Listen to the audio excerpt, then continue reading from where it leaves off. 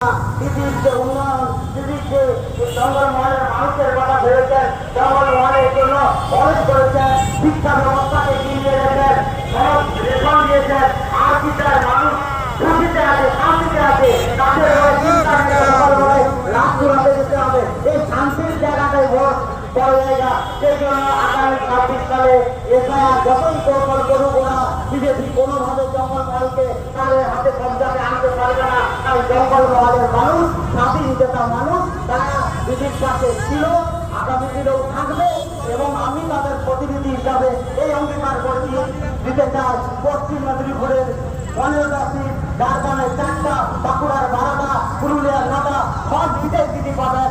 আমরা যদি সরকার এবং সঠিকভাবে বিজেপির ষড়যন্ত্রকে প্রতিহত করে এগিয়ে নিয়ে যেতে পারি তাহলে দিদি আর শক্ত হবে। জঙ্গলমহলের মানুষ ভুয়াগুলো আশীর্বাদ করবেন দিদিকে এই বলে এবং বিজেপির ষড়যন্ত্রকে রুখতে এসআইআর যে সমস্ত মানুষের নাম নেই তাদেরকে নিয়ে লড়াই করা করতে হবে। যারা বৈধ ভোটার তাদের যাতে নাম না পাওয়া যায় সেটাকে নিজের দাদা ভাই মনে করে এলাকার পাশের যেই হোক তাদের সঙ্গে নিয়ে লড়াই করতে হবে যে এই গণভোট এই বিজেপির ষড়যন্ত্র আমরা মানব না। তবুও বলছি যতই কৌশল করুক জঙ্গলমহলের মানুষ দিদির পাশে আছে, থাকবে এবং 26 সালে প্রমাণ করে দিবে যে দিদি শেষ কথা বলবে জঙ্গলমহলের মানুষের জন্য। এই বলে সবাইকে আমার পক্ষ থেকে সংগ্রামী অভিনন্দন জানিয়ে আমি আমার বক্তব্য শেষ করছি।